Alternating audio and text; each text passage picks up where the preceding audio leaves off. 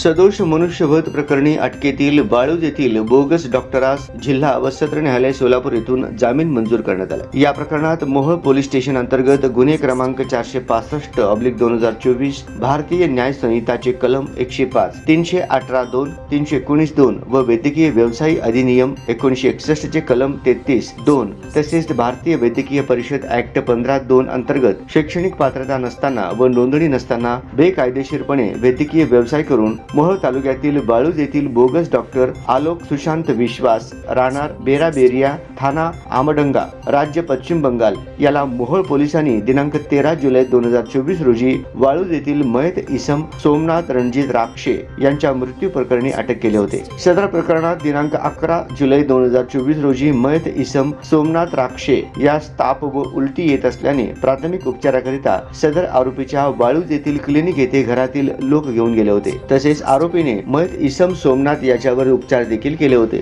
त्यानंतर सोमनाथ यास मोहोळ येथील विघ्नहर्ता हॉस्पिटल येथे दाखल करण्यात आले होते, परंतु उपचारापूर्वीच त्यांचे निधन झाल्याचे डॉक्टरांनी घरच्यांना कळवले होते। यातील आरोपी आलोक याच्याकडे प्रत्यक्षात रुग्णांवर उपचार करण्यासाठी व व्यवसाय करण्यासाठी लागणारे कोणतेही वैद्यकीय पदवी प्रमाणपत्र नव्हते, तरी देखील तो मागील 6 ते 7 वर्षांपासून वाळूज तालुका मोहोळ येथे वैद्यकीय व्यवसाय करत असल्याचा अहवाल हा मोहोळ येथील वैद्यकीय अधिकारी डॉक्टर तेजस्विनी जाधव यांच्या अहवालात मोहोळ पोलीस स्टेशन येथे सादर करण्यात आले होते आणि बोगस डॉक्टरच्या उपचारामुळे सोमनाथ राक्षेचा मृत्यू झाला असल्याचे प्राथमिक अंदाज वैद्यकीय अधिकारी यांनी दर्शवले होते। आरोपीने आपला जामीन अर्ज जिल्हा व सत्र न्यायालय सोलापूर येथे दाखल केला होता। जिल्हा व सत्र न्यायाधीश श्री खुणे यांनी आरोपीचा जामीन अर्ज सशर्त मंजूर केला आहे।